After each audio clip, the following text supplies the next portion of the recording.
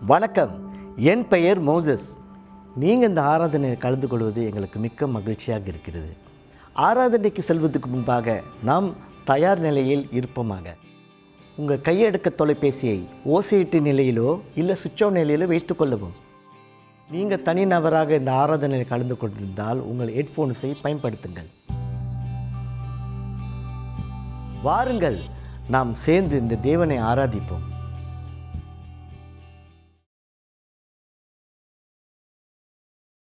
கர்த்தருக்குள் பிரியமானவர்களே, காலை வணக்கம். நாம் யாவருமே இந்த வேளையிலே எழுந்து நின்று நம்முடைய தேவாதி தேவனை நம்ம ஆராதிப்போமாக.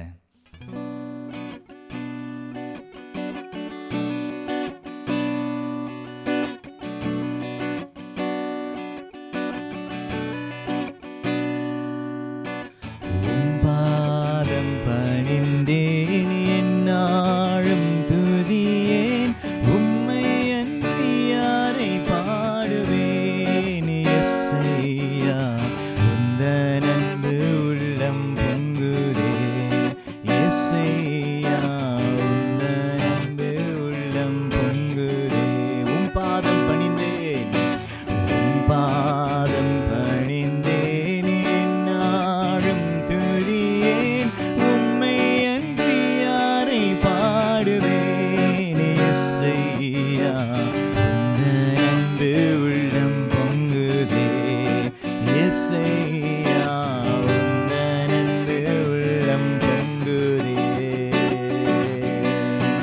நெருக்கத்திலே உம்மை அழைத்தேன், நெருங்கி உதவி எனக்கு அளித்தீர்.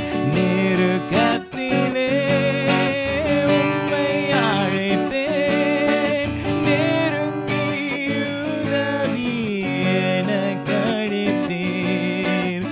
இசை கேட்டெங்கும் அழிந்திடாமல் தீவிர வந்தென்னை தாங்குகின்றீர். இசை கேட்டெங்கும் அழிந்திடாமல் தீவிர வந்தென்னை தாங்குகின்றீர். உம் பாதம் பணிந்தேன், என்னாலும் துதியேன், உம்மை அன்றி யாரை பாடுவேன். யெஸ்ஸையா, உந்தன் அன்பு உள்ளம் பொங்குதே. யெஸ்ஸையா, உந்தன் அன்பு உள்ளம் பொங்குதே. என் முன் செல்லும் உம் சமூகம் எனக்கு அழைக்கும் இளைப்பாறுதல். என் முன் செல்லும் உம் சமூகம் எனக்கு அழைக்கும் இளைப்பாறுதல்.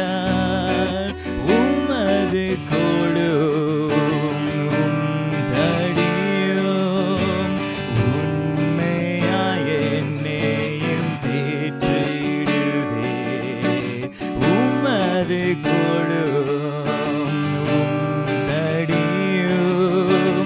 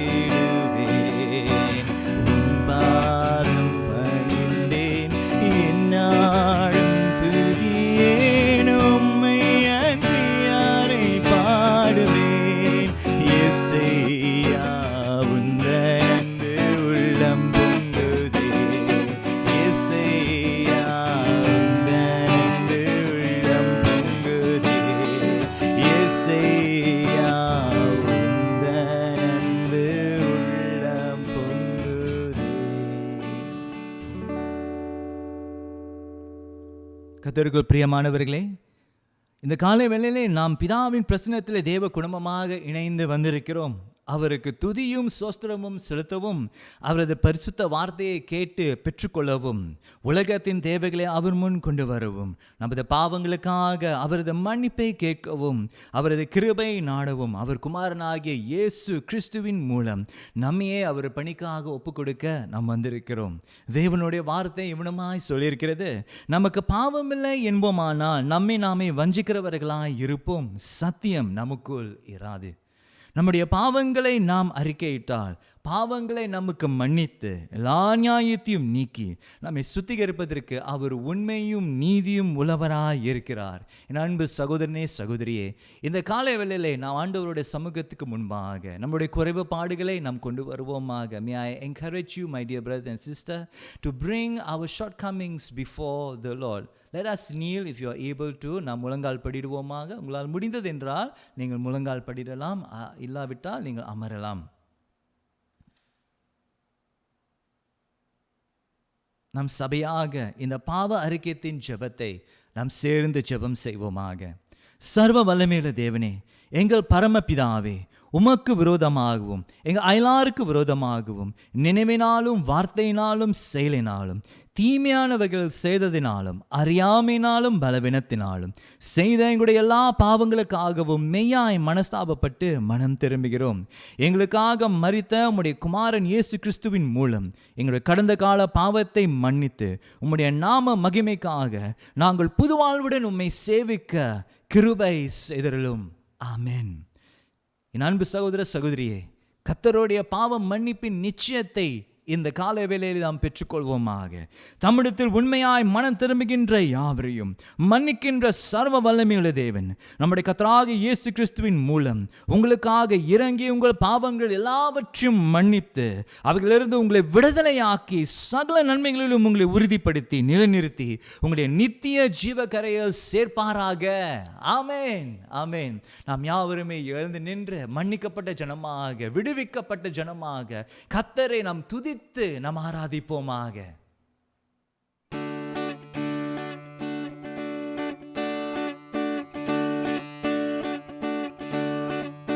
புதிய பாடல் பாடி பாடி இயேசு ராஜாவை கொண்டாடுவோம். புகழ்ந்து பாடல் பாடி பாடி இயேசு ராஜாவை கொண்டாடுவோம். புதிய பாடல் பாடி பாடி இயேசு ராஜாவை கொண்டாடுவோம். புகழ்ந்து பாடல் பாடி பாடி இயேசு ராஜாவை கொண்டாடுவோம். கழுவின ரத்தத்தாலே சுகம் தந்தார் காயத்தாலே, கழுவின ரத்தத்தாலே சுகம் தந்தார் காயத்தாலே, தேற்றினார் வசனத்தாலே, தேற்றினார் வசனத்தாலே, பீடம் தந்தார் ஆவியாலே, எனக்கு பீடம் தந்தார் ஆவியாலே. புதிய பாடல் பாடி பாடி இயேசு ராஜாவை கொண்டாடுவோம். புகழ்ந்து பாடல் பாடி பாடி இயேசு ராஜாவை கொண்டாடுவோம். புதிய பாடல் பாடி பாடி இயேசு ராஜாவை கொண்டாடுவோம். புகழ்ந்து பாடல் பாடி பாடி இயேசு ராஜாவை கொண்டாடுவோம். உறுதியாய் பற்றிக் கொண்டோம், உம்மை நம்பி உள்ளோம். உறுதியாய் பற்றிக் கொண்டோம், உம்மை நம்பி உள்ளோம். பூரண சமாதானம், பூரண சமாதானம், புனிதனில் தருபவரே, தினமும் புனிதனில் தருபவரே. புதிய பாடல் பாடி பாடி இயேசு ராஜாவை கொண்டாடுவோம். புகழ்ந்து பாடல் பாடி பாடி இயேசு ராஜாவை கொண்டாடுவோம். புதிய பாடல் பாடி பாடி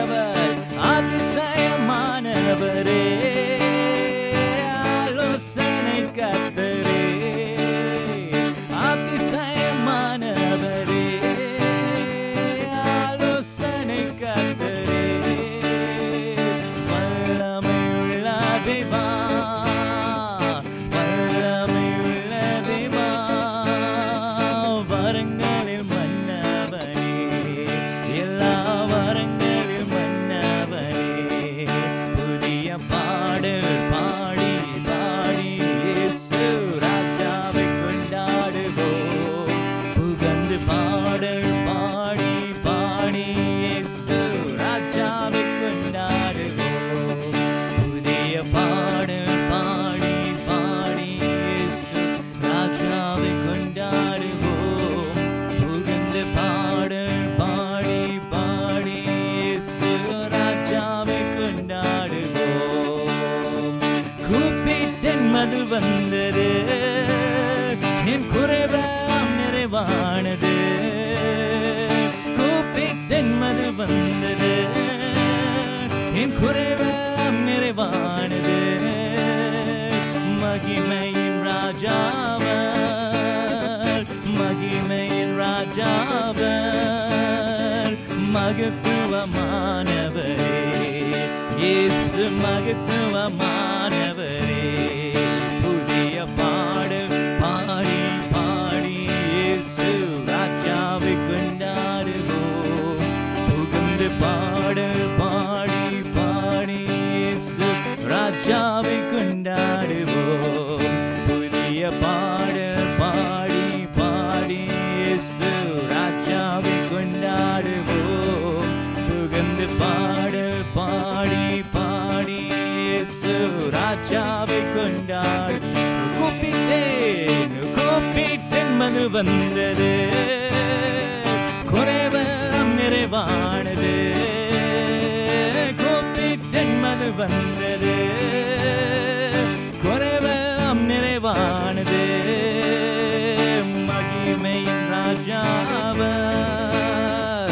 மகிமையின் ராஜாவர், மகத்துவமானவரே, இயேசு மகத்துவமானவரே, புதிய பாடல் பாடி பாடி இயேசு ராஜாவை கொண்டாடுவோம், புகழ்ந்து பாடல் பாடி பாடி இயேசு ராஜாவை கொண்டாடுவோம், புதிய பாடல் பாடி பாடி இயேசு ராஜாவை கொண்டாடுவோம், புகழ்ந்து பாடல் பாடி பாடி இயேசு ராஜாவை கொண்டாடுவோம். என்னை உண்டாக்கிய என் தேவாதி தேவன், அவர் தூங்குவதும் இல்லை உறங்குவதும் இல்லை, என்னை உண்டாக்கிய என் தேவாதி தேவன், அவர் தூங்குவதும் இல்லை உறங்குவதும் இல்லை, என்னில் அவர் கண்ணை வைத்து ஆலோசனை சொல்லுவார், சத்தியத்தின் பாதையிலே நித்தமும் நடத்துவார், என்னில் அவர் கண்ணை வைத்து ஆலோசனை சொல்லுவார், சத்தியத்தின் பாதையிலே நித்தமும் நடத்துவார், பரிசுத்த ஆவியால் உள்ளத்தை நிரப்புவார், பரிசுத்த ஆவியால் உள்ளத்தை நிரப்புவார், பரிசுத்த பரிசுத்தர் அவர் பெயரே, என்னை உண்டாக்கிய என் தேவாதி தேவன், அவர் தூங்குவதும் இல்லை உறங்குவதும் இல்லை, என்னை உண்டாக்கிய என் தேவாதி தேவன், அவர் தூங்குவதும் இல்லை உறங்குவதும் இல்லை, பலவீன நாட்களிலே பலம் தந்து தாங்குவார், பலவீன சோதனையில் ஜெயம் நமக்கு அளிப்பார், பலவீன நாட்களிலே பலம் தந்து தாங்குவார், பலவித சோதனைகள் ஜெயம் நமக்கு அளிப்பார், ஆபத்து காலத்தில் அரணான கோட்டையும், ஆபத்து காலத்தில் அரணான கோட்டையும், கிடகமும் துருகமும் பலனவரே, என்னை உண்டாக்கிய என் தேவாதி தேவன், அவர் தூங்குவதும் இல்லை உறங்குவதும் இல்லை, என்னை உண்டாக்கிய என் தேவாதி தேவன், அவர் தூங்குவதும் இல்லை உறங்குவதும் இல்லை, என்னில் அவர் கண்ணை வைத்து ஆலோசனை சொல்லுவார். சத்தியத்தின் பாதையிலே நித்தமும் நடத்துவார். என்மேல் அவர் கண்ணை வைத்து ஆலோசனை சொல்லுவார். சத்தியத்தின் பாதையிலே நித்தமும் நடத்துவார். பரிசுத்த ஆவியால் உள்ளத்தை நிரப்புவார். பரிசுத்த ஆவியால் உள்ளத்தை நிரப்புவார். பரிசுத்த பரிசுத்தர் அவர் பெயரே. என்னை உண்டாக்கிய எம் தேவாதி தேவன் அவர் தூங்குவதும் இல்லை உறங்குவதும் இல்லை. என்னை உண்டாக்கிய எம் தேவாதி தேவன் அவர் தூங்குவதும் இல்லை உறங்குவதும் இல்லை.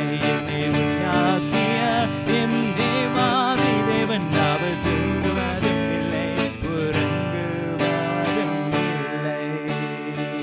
அல்லேலூயா.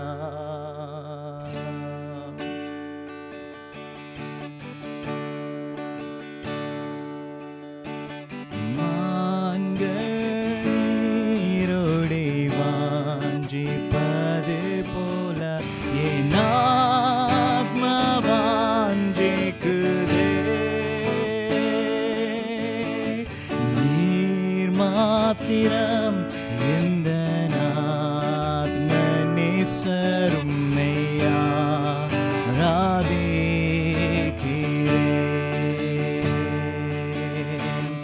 மான்கள் நீரோடே வாஞ்சிப்பது போல என் ஆத்மா வாஞ்சிக்குதே.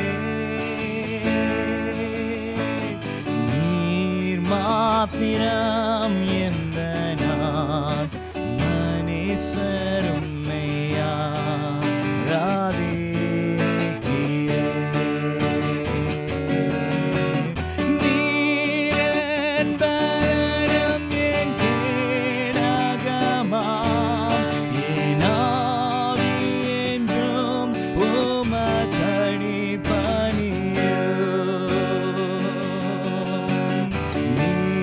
மாத்திரம் எந்த மனுஷரும் ராதிக்கிறேன்.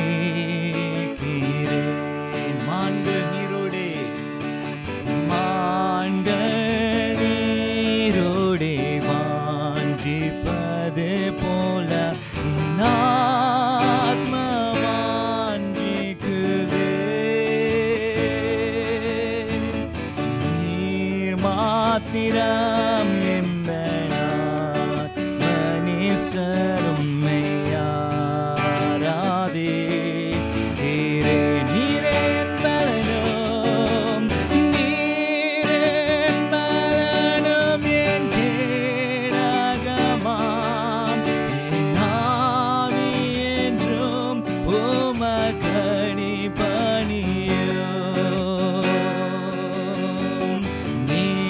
மாத்திரம் எந்த மனுஷரும்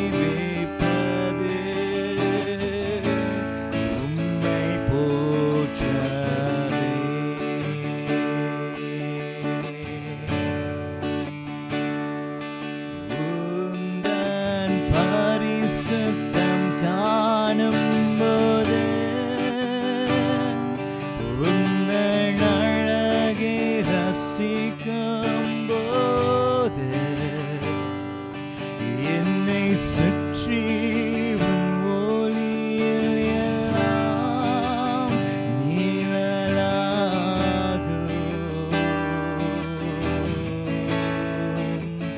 உந்தன் சந்தோஷம் காணும் போது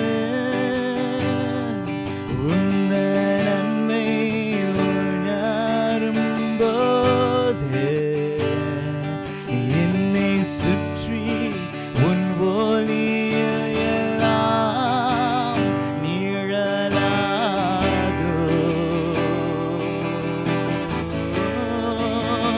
நான் போற்றுவேன்,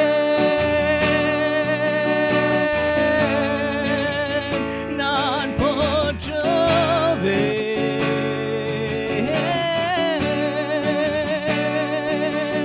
நான் ஜீவிப்பது உம்மை போற்றவே. நான் போற்றுவேன், நான் போற்றுவேன்.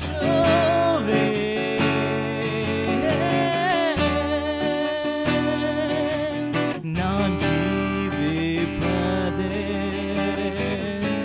உம்மை போற்றவே.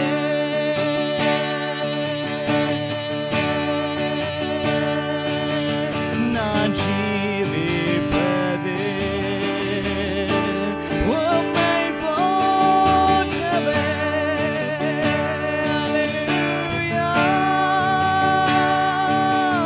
நான் ஜீவிப்பது உம்மை போற்றவே. அல்லேலூயா. நான் ஜீவிப்பது உம்மை போற்றவே. அல்லேலூயா. நான் ஜீவிப்பது உம்மை போற்றவே.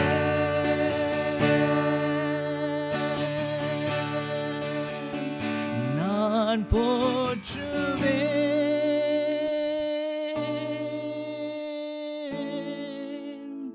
நான் போற்றுவேன்.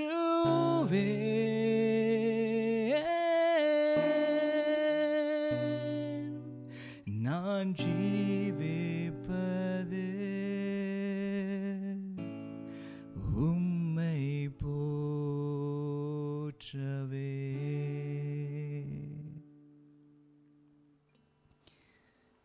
ஆண்டவரே, இந்த காலை வேளையிலே எங்களோடு விசேஷமாக இடைப்படுவீராக.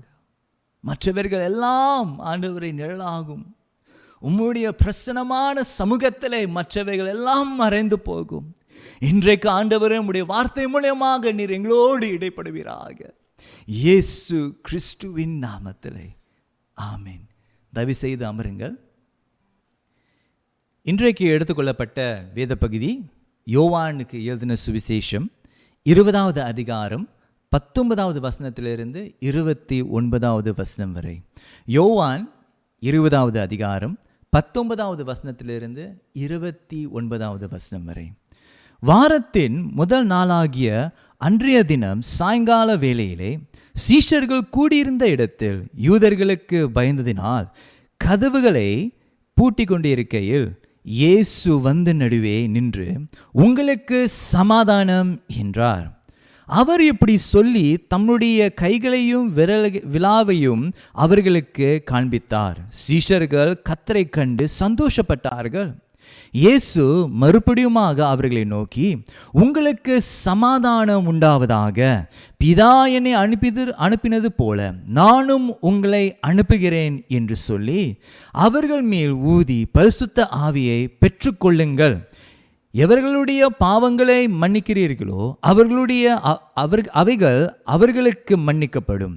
எவர்களுடைய பாவங்கள் மன்னியாதிருக்கிறீர்களோ அவைகள் அவர்களுக்கு மன்னிக்கப்படாதிருக்கும் என்றார்.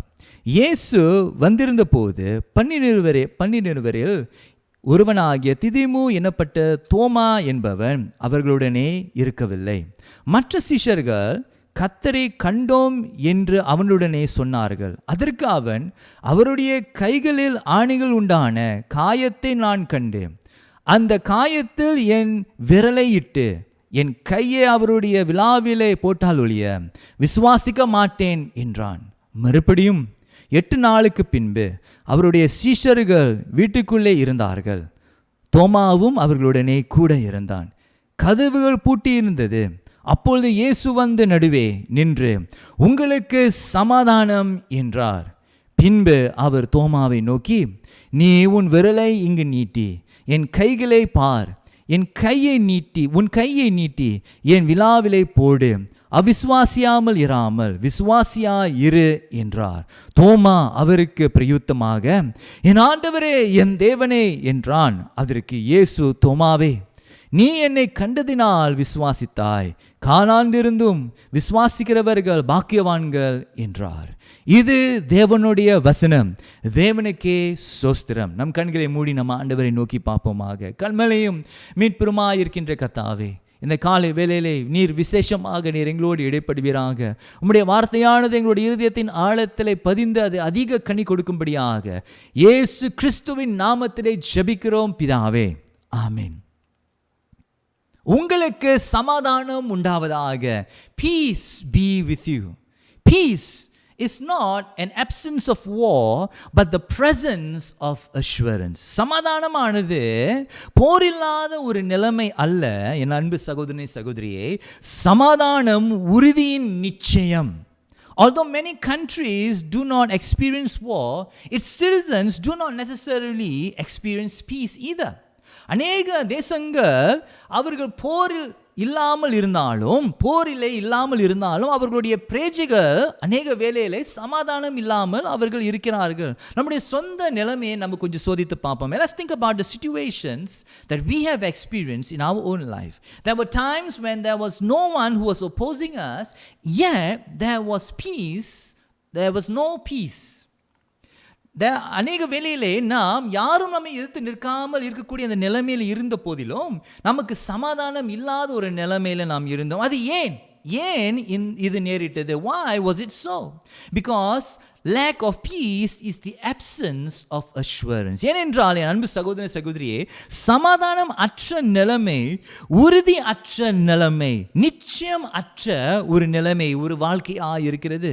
We read in the Gospel of John chapter 14 verse 27. யோவான் எழுதின சுவிசேஷம் 14ஆம் அதிகாரம் 27வது வசனத்திலே நாம் படிக்கிறோம்.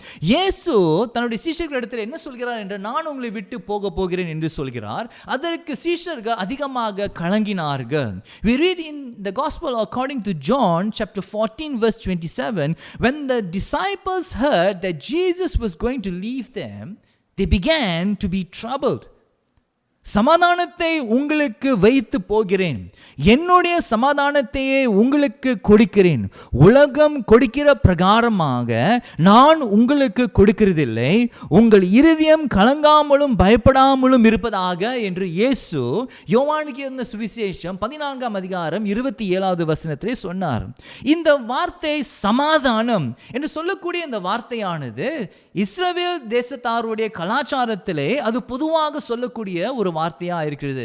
This word peace is commonly used in the Israelite culture for greetings or for farewells. ஒருவர் முதல் முறையாக பார்க்கும் பொழுது சமாதானம் உங்களோடு இருப்பதாக என்று சொல்லக்கூடிய ஒரு வழக்கமாக இருக்கிறது. அதே வேளையிலே அந்த இடத்தை விட்டு சொல்லும் பொழுது சமாதானம் உங்களோடு இருப்பதாக என்று சொல்லிட்டு போகக்கூடிய ஒரு பழக்கமாக இருக்கிறது. இங்கு இயேசு தன்னுடைய சீஷர்களிடத்திலே நான் உங்களை விட்டு போகிறேன் என்று சொன்ன பொழுது அவர்கள், இயேசு இதோ நான் உங்களை விட்டு விடை பெறுகிறேன், ஆகியால நான் உங்களுக்கு சமாதானம் உண்டாவதாக என்று சொல்லிட்டு போகிறேன் என்ற இந்த ஒரு வார்த்தை அல்ல. Here Jesus is telling his disciples that he is leaving, but it should not be misunderstood as an ordinary farewell to his disciples. Though he was leaving them, he was assuring his disciples that they will not be left as orphans in this world. And that's what we read in John chapter 14 verse 18. யோவானுக்கு எழுதின சுவிசேஷம் 14ஆம் அதிகாரம் 18வது வசனத்தில் இயேசு என்ன சொல்கிறார் என்றால், நான் உங்களை திக்கற்றவர்களாக விடேன், உங்களிடத்தில் வருவேன் என்று இயேசு சொல்லிட்டு சமாதானம் உங்களோடு இருப்பதாக என்று யோவான் சுவிசேஷம் 14ஆம் அதிகாரத்திலே அவர் சொல்கிறார். Jesus assures his disciples that the Spirit of God will be with you and that he will also come to them. இயேசு தன்னுடைய சீஷர்களிடத்தில் என்ன சொல்கிறார் என்றால், உறுதியாக என்ன சொல்கிறார் என்றார், கர்த்தருடைய ஆவியானவர் உங்களோடு இருப்பார், அதே வேளையிலே நான் உங்களிடத்தில் வருவேன் என்று இயேசு தன்னுடைய சீஷர்களிடத்திலே சமாதானம் உண்டாவதாக என்று சொல்லி ஒரு உறுதியை ஜனங்களுக்கு, அவருடைய சீஷர்களுக்கு கொடுக்கிறார். In the peace of Jesus in John chapter 14 verse 27 was the assurance of God's presence with his disciples. இயேசு ஜனங்களுக்கு, தன்னுடைய சீஷர்களுக்கு உங்களோட சமாதானம் உண்டாவதாக என்று சொல்லும் பொழுது அதனுடைய அர்த்தம் என்னென்றால், கர்த்தருடைய பிரசன்னம் உங்களோடு இருக்கும் என்று ஆதரிக்கும்படியாக, உறுதிப்படுத்தும்படியாக இந்த வார்த்தைகளை தன்னுடைய சீஷர்களிடத்தில் அவர் சொன்னார். This assurance from Jesus calms the heart of the disciples and strengthens the heart of the disciples.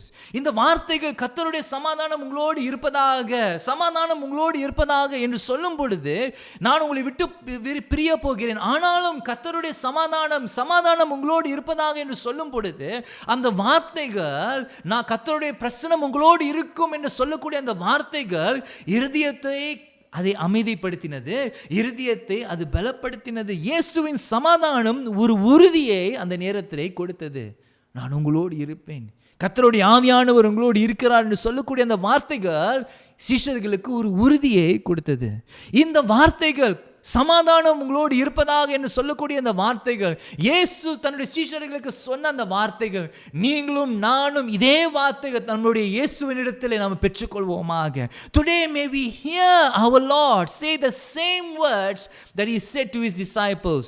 Peace be with you. உங்களுக்கு சமாதானம் உண்டாவதாக. யோவானுக்கு எழுதின சுவிசேஷம் 20வது அதிகாரம் 19வது வசனத்திலே அந்த சீஷர்கள் ஒரே இடத்திலே அவர்கள் கூடி இருந்தார்கள் என்று தேவனுடைய வசனம் சொல்லியிருக்கிறது. We read in the book of John chapter 20 verse 19, it was the first day of the week. It was the day where the Lord rose from the dead, and the disciples were in a room and they were fearful of the Jews. That's what scripture says. தேவனுடைய வார்த்தை சொல்லி இருக்கிறது. யோவான் எழுதின சுவிசேஷம் 20ஆம் அதிகாரம் 19வது வசனத்திலே, வாரத்தின் முதல் நாளாகிய அன்றைய தினம் சாயங்கால வேளையிலே சீஷர்கள் கூடியிருந்த இடத்திலே யூதர்களுக்கு பயந்ததினால் கதவுகள் பூட்டி இருக்கையில் இயேசு வந்து நடுவே நின்று உங்களுக்கு சமாதானம் என்றார். The disciples were fearful of the Jews because they were afraid that what was done to Jesus would also be done to them. அந்த சீஷர்கள் ஏன் யூதர்களுக்கு பயந்தார்கள் என்றால், இயேசுவுக்கு நேரிட்டது அவங்களுடைய வாழ்க்கையிலும் நேரிடும் என்று சொல்லி, அவங்களுடைய எதிர்காலம் எப்படி இருக்க போகிறது என்று சொல்லி அவர்கள் பயந்து ஒரு அறையிலே அமர்ந்து கொண்டிருந்தார்கள். ஆனால் இயேசு பூட்டி இருந்த கதவுகளை தாண்டி தன்னுடைய சீஷர்களை அவர் நோக்கி பார்த்து சமாதானம் உங்களுக்கு உண்டாவதாக என்று அவர் சொல்கிறார். Jesus walks through the closed door and appeared in the midst of his fearful disciples and says, peace be with you. Jesus used a very common word, the word peace. And here the word peace takes on a new meaning.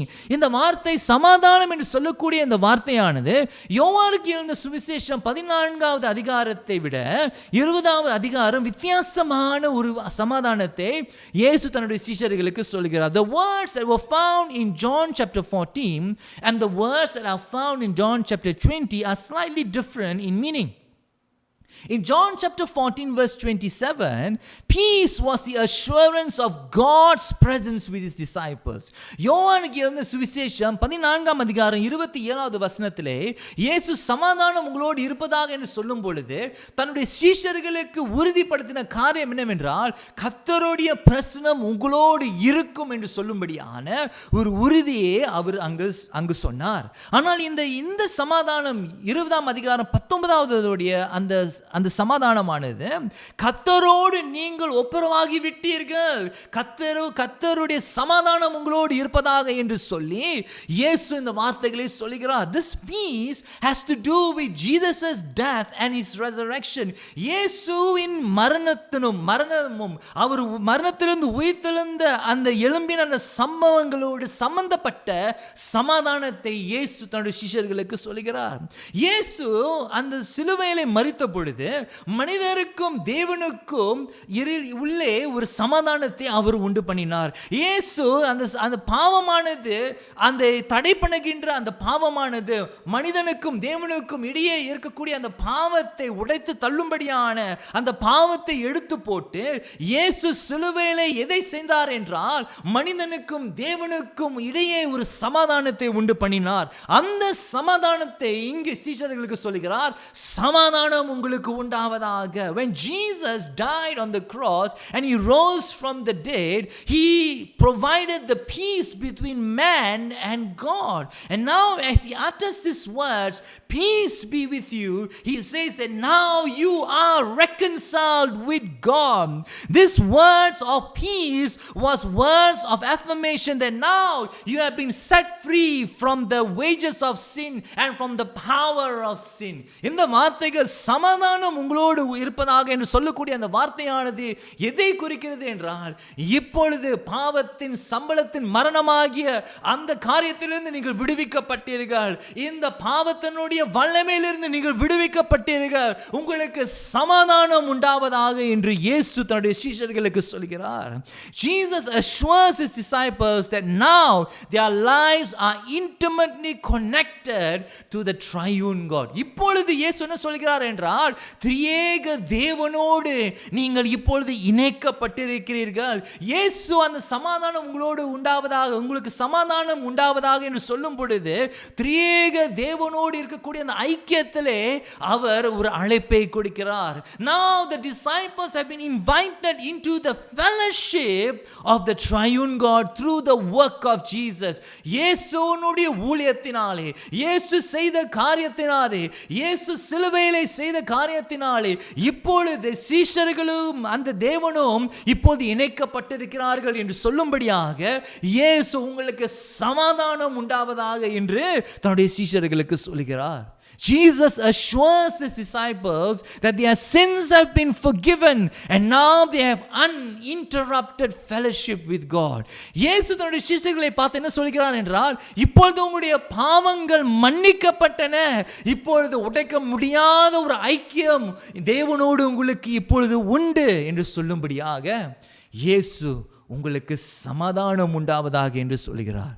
Even though they were fearful of the Jews, Jesus assures his disciples that now you are united to the triune God. இயேசு சீஷர்களை பார்த்து என்ன சொல்கிறார் என்றால், நீங்கள் யூதர்களை பார்த்து பயந்திருந்தாலும் நான் உங்களுக்கு சொல்கிறேன், இப்பொழுது திரியேக தேவனோடு நீங்கள் இணைக்கப்பட்டிருக்கிறீர்கள், பயம் தேவையில்லை. தேவாதி தேவனோடு இப்போது நீங்கள் இணைக்கப்பட்டிருக்கிறீர்கள். இயேசுவின் மூலம் நீங்கள் மரித்தாலும் நீங்கள் உயிரோடு இருப்பீர்கள். Even if you die, you will have eternal life with God. And so peace be with you. You no longer need to fear life. You no longer need to fear death. இப்பொழுது நீங்கள் பாவத்தை குறித்து நீங்கள் பயப்பட தேவையில்லை, மரணத்தை குறித்து நீங்கள் பயப்பட தேவையில்லை, நீங்கள் வாழ்க்கையில் உள்ள பயத்தை குறித்து நீங்கள் பயப்பட தேவையில்லை. உங்களுக்கு சமாதானம் உண்டாவதாக என்று இயேசு சொல்கிறார். We read that these words assured the disciples so much so that they were so bold in the book of Acts. இந்த வார்த்தைகள் உங்களுக்கு சமாதானம் உண்டாவதாக என்று சொல்லக்கூடிய இந்த வார்த்தைகள் சீஷர்களை அதிக பலப்படுத்தினது. ஏனென்றால் நம்ம இந்த அப்போஸ்தலரின் நடவடிக்கையின் புத்தகத்தை நாம் படிக்கும் பொழுது அவர்கள் தைரியமாய் ஆண்டவருக்கென்று அவர்கள் வாழ்ந்தார்கள். மரணம் கூட, தண்டனை கூட அவர்களை தடுத்து நிறுத்த முடியவில்லை. அவர்கள் ஆண்டவருக்காக வைராக்கியமாக, நான் இன்றைக்கும் மரித்தாலும் என் இயேசுவோடு இருப்பேன், என்னுடைய சரீரத்தை நீங்கள் தொட்டாலும் என் ஆத்துமா என் ஆண்டவருக்கு சொந்தம் என்று சொல்லி அவர்கள் பகிரங்கமாக தேவனுடைய வார்த்தையை அவர்கள் எடுத்து சொல்லி அவர்கள் வாழ்ந்தார்கள் என்று நாம் அப்போஸ்தலர்கள் நடவடிக்கையின் புத்தகத்தில் நம்ம படிக்கிறோம். We read in the book of Acts that they lived fearlessly for Jesus because even death and punishment had no effect on them. God was their help and God was their shield. And even if they had died, they would be with God forever and ever. This is the peace that Jesus wants to give in our life, my dear brother and sister. என் அன்பு சகோதரனே சகோதரியே, இந்த சமாதானம் தான் இயேசு உனக்கும் எனக்கும் கொடுக்கிறார். இயேசுவுக்காக தைரியமாய் வாழக்கூடிய ஒரு உறுதி தான் அந்த சமாதானம் நம்முடைய வாழ்க்கையில் உருவாக்குகிறது. That peace that God gives us the emboldenment to live for Jesus fearlessly.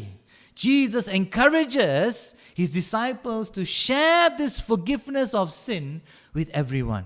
இயேசு தன்னுடைய சீஷர்களை பார்த்து சொல்கிறார், இந்த ஒப்புரவாகுதலினுடைய இந்த செய்தியை நீங்க மற்றவர்களிடத்திலும் நீங்க சொல்ல வேண்டும் என்று சொல்லி யோவானுக்கு எழுதின சுவிசேஷம் 20வது அதிகாரம் 23வது வசனத்தில் இவனமாய் சொல்லியிருக்கிறார். எவர்களுடைய பாவங்கள் மன்னிக்கிறீர்களோ அவைகள் அவர்களுக்கு மன்னிக்கப்படும், எவர்களுடைய பாவங்களை மன்னியாதிருக்கிறீர்களோ அவைகள் அவர்களுக்கு மன்னிக்கப்படாதிருக்கும் என்றார். இந்த வசனமானது சீஷர்கள் மற்றவர்களுடைய பாவத்தை மன்னிக்காமல் இருந்தால் ஆண்டவர் மன்னிக்க மாட்டார் என்று அர்த்தம் கிடையாது. This verse does not mean that when the disciples do not forgive people, their sins will not be forgiven. That does not mean, it doesn't mean that. Only God can forgive sin and only God can cleanse someone from sin. ஆண்டவர் ஒருவரை தான் பாவங்களை மன்னித்து அந்த பாவ கரையை அவர் கழுவ முடியும். இந்த வார்த்தைகள் என்ன சொல்கிறது என்றால், this verse means that those who do not share about the forgiveness of sin through Jesus, their sins would not be forgiven. நாம் ஆண்டவரிடத்திலே ஆண்டவருடைய பாவ மன்னிப்பின் நிச்சயத்தை மற்றவர்களுக்கு நாம் வழங்காவிட்டால் அவர்களுடைய பாவங்கள் மன்னிக்கப்படாது என்று இந்த வார்த்தை நமக்கு கற்றுக் கொடுக்கிறது. ஆகையால் ஆண்டவராகிய இயேசு தன்னுடைய சீஷர்களை பார்த்து என்ன சொல்கிறார் என்றால், உங்களுக்கு இப்படிப்பட்ட ஒரு மனப்பான்மை தேவை. இந்த ஒப்புரவாகுதலின் இந்த வார்த்தையானது, இந்த ஒப்புரவாகுதலினுடைய இந்த நற்செய்தியானது நீங்கள் மற்றவர்களுக்கு வழங்க வேண்டும். நீங்கள் மற்றவருக்கு வழங்காவிட்டால் அவர்களுடைய பாவங்களும் மன்னிக்கப்படாது. ஆகையால் சமாதானம் உங்களோடு இருப்பதாக, மற்றவர்களை குறித்து நீங்கள் பயப்படாதிருங்கள், தைரியமாய் நீங்கள் இந்த செய்தியை ஜனங்களுக்கு எடுத்து சொல்லுங்கள். ஏனென்றால் நீங்கள் மரித்தாலும் நீங்கள் உயிரோடு இருப்பீர்கள். பகிரங்கமாக தைரியமாய் என்னுடைய வார்த்தையை எடுத்து சொல்லுங்கள் என்று இயேசு இந்த வார்த்தைகளை சமாதானம் உங்களோடு இருப்பதாக என்று சொல்லி தன்னுடைய சீஷர்களை பலப்படுத்தினார். We who have received this peace from Jesus should also have this attitude of sharing these words, this good news that Jesus offers us forgiveness. This peace that Jesus gives his disciples is an assurance. இந்த சமாதானம் சீஷர்களுக்கு கொடுக்கக்கூடிய இந்த சமாதானமானது ஒரு உறுதியாக இருக்கிறது. அது என்ன உறுதி? தேவனுடைய பிரசன்னம் நம்மோடு இருக்கிறது. நமக்கும் ஆண்டவருக்கும் உடைக்க முடியாத ஒரு ஐக்கியம் நமக்கு இருக்கிறது. வாழ்க்கையில் எந்த விதமான ஒரு பயமும் தேவையில்லை. நாம் நம்முடைய வாழ்க்கை மூலமாக மற்றவர்களுக்கு தேவனுடைய மன்னிப்பை வழங்க முடியும் என்று அந்த ஒரு உறுதியை இயேசு நமக்கு கொடுத்திருக்கிறார். நமக்கு, நாம் சீஷர்களாக இருக்கின்ற நமக்கு, உங்களுக்கும் எனக்கும் ஆண்டவர் கொடுத்திருக்கிறார். This peace that Jesus gives his disciples, the assurance of God's presence with you, the assurance that you and I have an uninterrupted fellowship with God, the assurance that you and I do not need to live with fear anymore, the assurance that through our life people may also receive the forgiveness of God. Now today I pray that you may experience the peace that Jesus offers you. இன்றைக்கு இயேசு வழங்கக்கூடிய அந்த சமாதானத்தை நீங்கள் பெற்றுக்கொள்வீர்களாக. ஆண்டவருக்காக தைரியமாய் வாழக்கூடிய ஒரு வாழ்க்கையை நீங்கள் வாழும்படியாக ஆண்டவர் உங்களுக்கு இந்த சமாதானத்தை கொடுக்கிறார். God offers you his peace so that you can live victoriously, you can live boldly for him. May the assurance that Jesus offers you calm your heart, strengthen your heart. ஆண்டவர் வழங்கக்கூடிய இந்த சமாதானமானது உங்களுடைய இருதயத்தை அமைதல் படுத்துவதாக, உங்களுடைய இருதயத்தை பலப்படுத்துவதாக. கர்த்தர் உங்களோடு இருக்கிறார். உடைக்க முடியாத ஒரு ஐக்கியத்திலே நீங்கள் ஆண்டவரோடு இருக்கிறீர்கள். God is with you, my dear brother and sister, and you are in this unbreakable fellowship with the triune God because of Jesus, because of Jesus' peace that he gives to you. இயேசு உனக்கு வழங்கக்கூடிய அந்த சமாதானத்தினாலே இப்பொழுது உனக்கும் எனக்கும் ஆண்டவரோடு இருக்கக்கூடிய உடைக்க முடியாத ஒரு ஐக்கியம் இருக்கிறது. என் அன்பு சகோதரனே சகோதரியே, perhaps you are not in this category that needs God's assurance of his presence. Perhaps you don't need the assurance that God and you have an uninterrupted fellowship. ஒருவேளை உனக்கு இப்படிப்பட்ட ஒரு உறுதி தேவையில்லை. அதாவது ஆண்டவர் என்னோடு இருக்கிறார் எனக்கு தெரியும், ஆண்டவரோடு உடைக்க முடியாத ஒரு உறவு எனக்கு இருக்கிறது என்று எனக்கு தெரியும், இப்படிப்பட்ட ஒரு ஆறுதல் எனக்கு தேவையில்லை, ஏன்னா இவையெல்லாம் நான் அறிந்திருக்கிறேன். இயேசு தன்னுடைய சீஷர்களிடத்திலே அவர் தோன்றிய பொழுது ஒரு சீஷன் அந்த இடத்துல இல்லை. தோமா என்று சொல்லக்கூடிய சீஷன் அந்த இடத்துல இல்லை. எல்லாரும் இருந்தார்கள், ஆனால் தோமா அந்த இடத்துல இல்லை. ஆகியால் மீதியான அந்த சீஷர்கள் தோமா எடுத்து சொன்னார்கள், நாம் இயேசுவை கண்டோம் என்று சொன்னார்கள். When Jesus appeared to his disciples, one of his disciples was not present, and that was Thomas.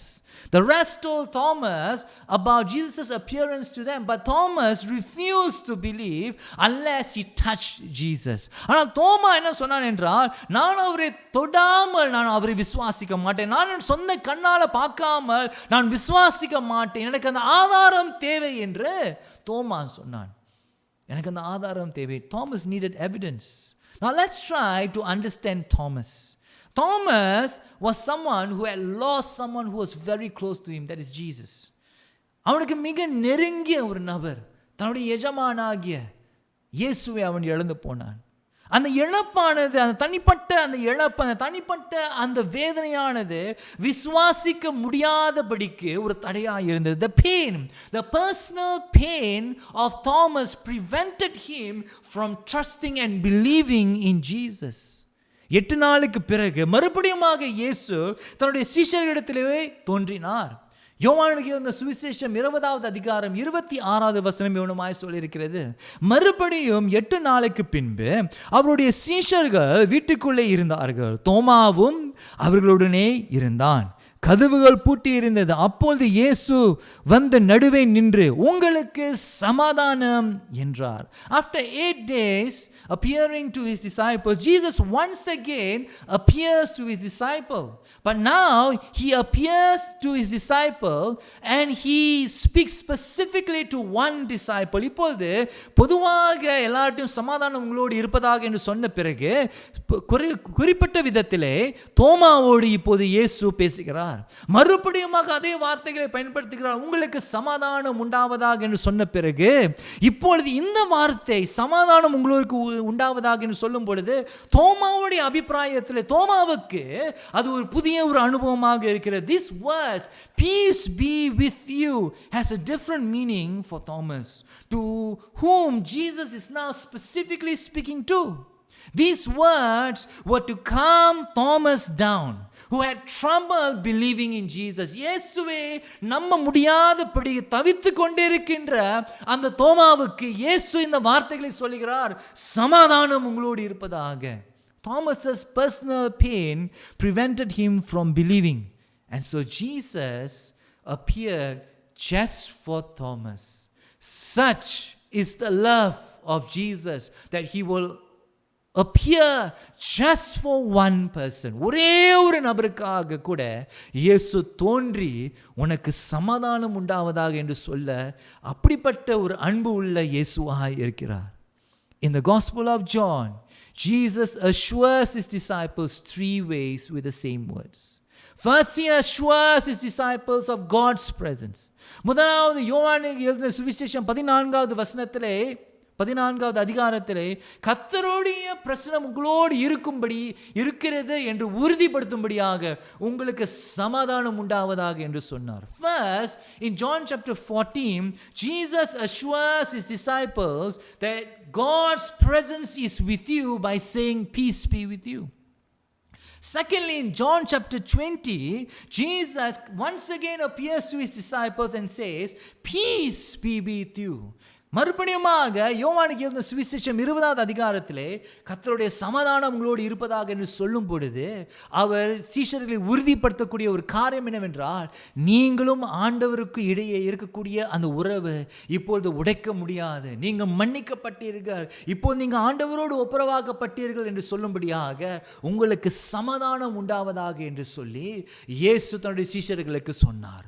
மூன்றாவதாக ஒரு தனிப்பட்ட ஒரு சீஷனிடத்திலே தோன்றி அவனுடைய தனிப்பட்ட போராட்டத்தினால் நம்ப முடியாத ஒரு நிலைமையில் இருக்கும் பொழுது இயேசு அவனுக்கு தோன்றி உனக்கு சமாதானம் உண்டாவதாக என்று சொல்லி அவனுடைய இருதயத்தை அமைதல் படுத்தி அவன் நம்பும்படியாக இயேசு அவனுக்கு உதவி செய்தார். This morning, what is your struggle? இந்த காலை வேளையிலே உன்னுடைய போராட்டம் எப்படிப்பட்டதாக இருக்கிறது? Are you struggling to experience the presence of God? Or are you keeping away from God because you feel too ashamed of yourself? Perhaps your personal struggle is stopping you from believing God.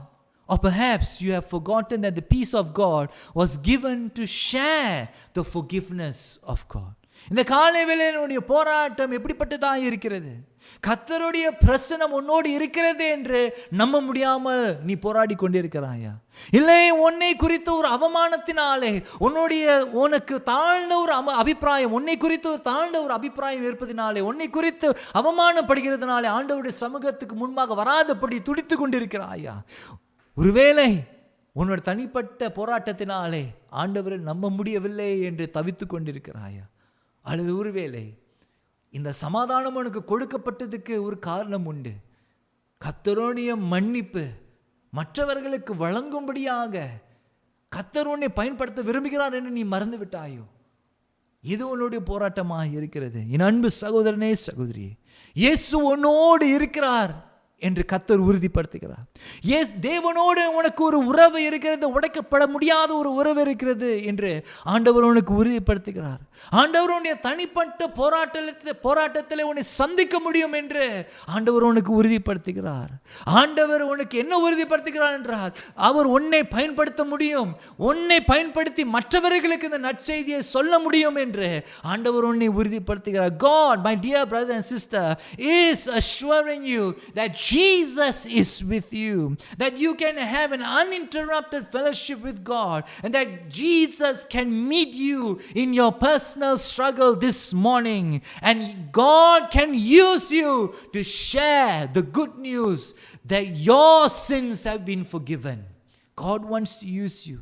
தோமாவுக்கு என்ன சொன்னார் என்றால், காணாந்திருந்தும் விசுவாசிக்கிறவர்கள் பாக்கியவான்கள். Even though, my dear brother and sister, maybe you cannot see Jesus, maybe you cannot sense Jesus, but believe in Jesus. ஒருவேளை உன்னை ஆண்டவரை அனுபவிக்க முடியாமல் தவித்துக் கொண்டிருக்கலாம், ஒருவேளை அவரை பார்க்க முடியாமல் நீ தவித்துக் கொண்டிருக்கலாம். ஆனால் இயேசு உன்னை பார்த்து சொல்கிறார், காணாதிருந்தும் விசுவாசிக்கிறவன் பாக்கியவான். Jesus is saying this to you. Blessed is the one who do not see but still believes. Will you believe in Jesus today? Come to Jesus and hear him say these words to you. Peace be with you. இயேசுவினிடத்திலே வா என் அன்பு சகோதரனே, சகோதரி. அவரிடத்தில் வந்து இந்த வார்த்தைகளை நீ கேட்பாயாக, உனக்கு சமாதானம் உண்டாவதாக. நம் கண்களை மூடி நம் ஆண்டவரை நோக்கி பார்ப்போமாக. ஆண்டவரே, உம்முடைய சமாதானத்தை அனுபவிக்க, இன்னும் ஆழமாக அனுபவிக்க நான் வாஞ்சிக்கிறேன் என்று சொல்லி இந்த பாடலை பாடும் பொழுது நம் ஆண்டவரிடத்திலே மறுபடியுமாக திரும்பி, மறுபடியுமாக அர்ப்பணம் செய்து, மறுபடியுமாக ஆண்டவருடைய சமாதானத்தை பெற்று உறுதிப்பட நம்மளுடைய இருதயத்தை அவரிடத்திலே திருப்புவோமாக.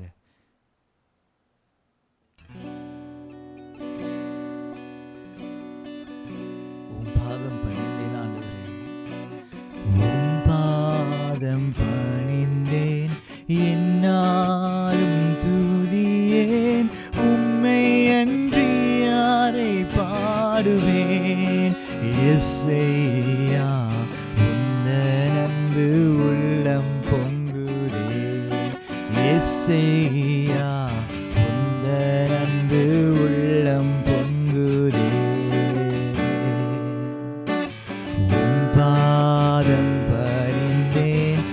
என்னாலும் துதியேன், உம்மை அன்றி யாரை பாடுவேன்.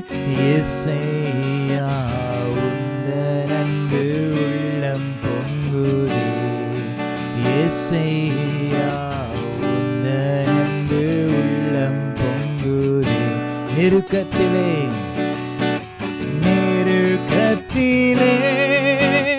உம்மை அழைத்தேன், நெருங்கி உதவி எனக்களித்தேன். நெருக்கத்திலே உம்மை அழைத்தேன், நெருங்கி உதவி எனக்களித்தேன். இசை கேட்டெங்கும் அழைந்திடாமல் தீவிர வந்தென்னை தாங்குகிறீர். இசை கேட்டெங்கும் அழைந்திடாமல் தீவிர வந்தென்னை தாங்குகின்றீர். உம் பாதம் பணிந்தேன், என்னாலும் துதியேன், உம்மை அன்றி யாரை பாடுவேன். இசையா உந்தன் அன்பு உள்ளம் பொங்குதே, இசையா உந்தன் அன்பு உள்ளம் பொங்குதே. என் முன் செல்லும், என் முன் செல்லும் ஓம் சமூகம் எனக்கு அழைக்கும் இளைப்பாறுதல். என் முன் செல்லும் ஓம் சமூகம் எனக்கு அழைக்கும் இளைப்பாறுதல். உமது கொடும் ஓம் தடியும் உன்னையாய் என்னையும் தேற்றிடுதே. உமது கொடும் உம் தடியும் உன்னையாய் என்னையும் தேற்றிடுதே. உம் பாதம் பணிந்தேன், என்னாலும் துதியேன், உம்மை அன்றி யாரை பாடுவேன். இயேசையா உந்தன் அன்பு உள்ளம் பொங்குதே, இயேசையா உந்தன் அன்பு உள்ளம் பொங்குதே.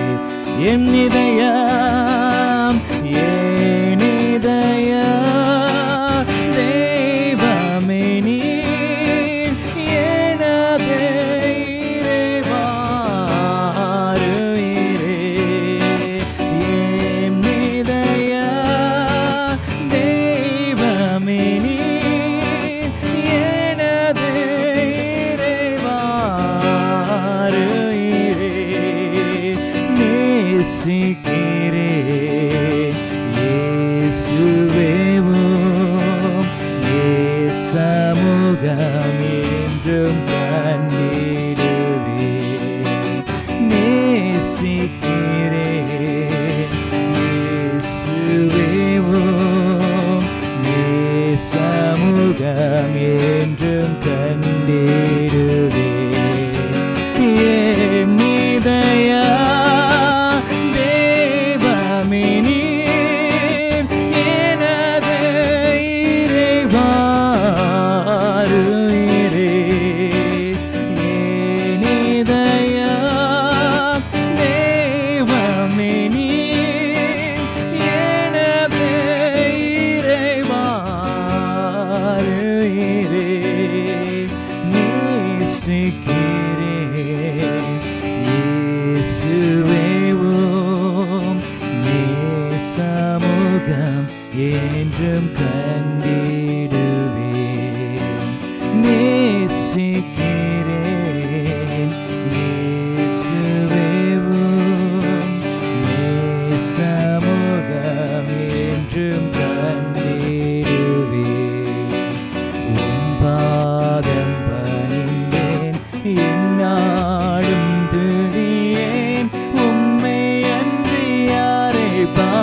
பொங்குவேன் இயேசையா உந்தன் அன்பு உள்ளம் பொங்குதே இயேசையா உந்தன் அன்பு உள்ளம் பொங்குதே இயேசையா உந்தன் அன்பு உள்ளம் பொங்குதே.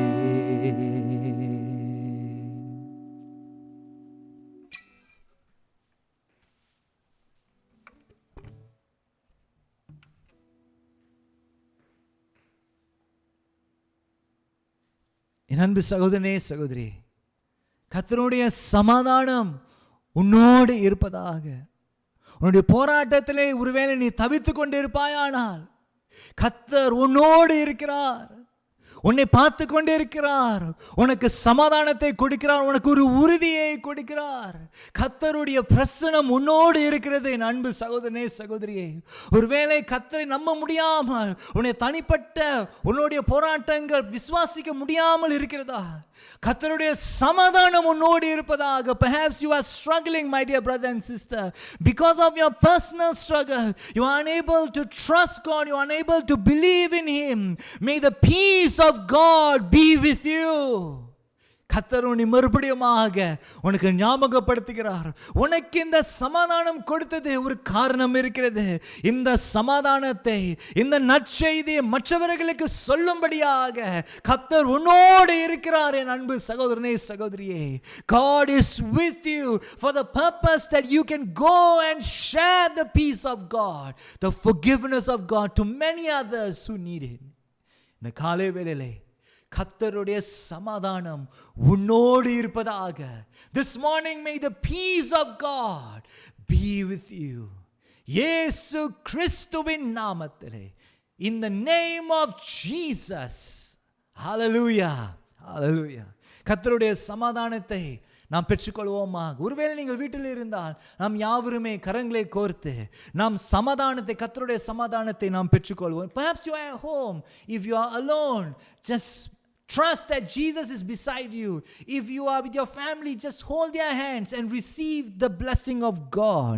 எல்லா புத்திக்கு மேலான தேவ சமாதானம் உங்களோடு இருந்து நீங்கள் தேவனையும் அவருடைய குமாரனாகிய நம்முடைய நாதர் இயேசு கிறிஸ்துவின் பற்றிய அறிவிலும் அன்பிலும் நிலைத்திருக்கும்படி உங்கள் இருதயத்தையும் சிந்தையும் காக்க கடவது பிதா குமாரன் பரிசுத்த ஆவியுமாகிய சர்வ வல்லமை பொருந்திய தேவனுடைய ஆசீர்வாதம் உங்களுக்குள்ளே இருந்து எப்பொழுதும் உங்களோடு நிலைத்திருப்ப கடவுது. ஆமென், ஆமென். சமாதானத்தோடும் அன்போடும் போய் தேவனை சேவிங்க கிறிஸ்துவின் நாமத்திலே. ஆமென். கர்த்தர் உங்களை ஆசீர்வதிப்பாராக. அடுத்த வாரம் உங்களை சந்திப்போம். என் அன்பு சகோதரனே சகோதரியே, see you next week. God bless you. நாம் ஒன்றாக ஆராதித்தோம். ஆண்டவருடைய வார்த்தையை நாம் கேட்டோம். ஆண்டவருக்கு கொடுப்பதும் ஒரு ஆராதனை. ஆண்டவருக்கு மனதார கொடுக்க உங்களை நாங்கள் உற்சாகப்படுத்துகிறோம். நீங்கள் உங்கள் காணிக்கைகளையும் தசம பாகங்களையும் கொடுக்க 3 வழிகள் உள்ளன.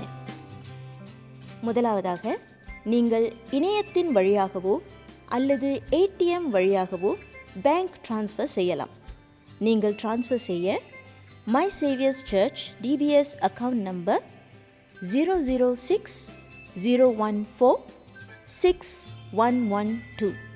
அதாவது நீங்கள் டிரான்ஸ்ஃபர் செய்ய வேண்டிய எண் 006-014-6112. இரண்டாவது வழி, Pay Now என்ற சேவை மூலம் கட்டணத்தை செலுத்தலாம். இணையம் அல்லது மொபைல் வங்கி மூலம் Pay Now என்ற பகுதியை தேர்ந்தெடுத்து என் இரட்சகர் ஆலயத்திற்குரிய சிறப்பு எண்ணை தட்டச்சு செய்யவும். சிறப்பு எண் T08CC4073G. மூன்றாவதாக, காசோலை அதாவது செக் வழியாக நீங்கள் பணத்தை செலுத்தலாம். மேல் விவரங்களுக்கு சபை அலுவலகத்தை தொடர்பு கொள்ளுங்கள். தொடர்பு கொள்ள வேண்டிய எண் 64742823. ஏன்னா இங்கே வாயேன். என்னப்பா? ஏன்னா இப்போ தான் நம்ம தேவனை இணைய வழியை ஆராதித்தோம். இணைய வழி தேவனை ஆராதிக்கிறதும் இணைய வழி அவருக்கு காணிக்கை கொடுக்கறதும் எவ்வளோ பெரிய ஒரு அருமையான ஒரு காரியம். ஆமாப்பா, நீங்கள் சொல்கிறதும் சரிதான். இந்த காலகட்டத்தில் நம்ம பொறுப்பாக வீட்டில் இருக்கிறது ரொம்ப முக்கியம். ஆனால் ஏன்னா எனக்கு ஒரு கேள்வி இருக்குது. எனக்கு பேங்கிங் இல்லை, பே நவுன்னு சொல்லுவாங்களா, அதுவும் எனக்கு இல்லை. அதே சமயத்தில் சபை அலுவலகமும் இப்போ செயல்படலை. அப்படி இருக்கும்போது என்னோடய காணிக்கை நான் எப்படி கொண்டு போய் கொடுப்பேன்? அதுவாப்பா, அதுக்கும் ஒரு வழி இருக்குது. நம்முடைய காணிக்கை ஒரு பெட்டிலேயோ ஒரு உண்டிலேயோ அல்லது ஒரு என்வலப்லேயோ சேர்த்து வச்சு சபை அலுவலகம் மறுபடியும் செயல்படும் போது அதை போய் அவங்ககிட்ட போய் கொடுத்துடலாம். இது நல்லா இருக்கே. நீங்கள் இந்த ஆராதனையில் கலந்து கொண்டது எங்களுக்கு மிக்க மகிழ்ச்சி.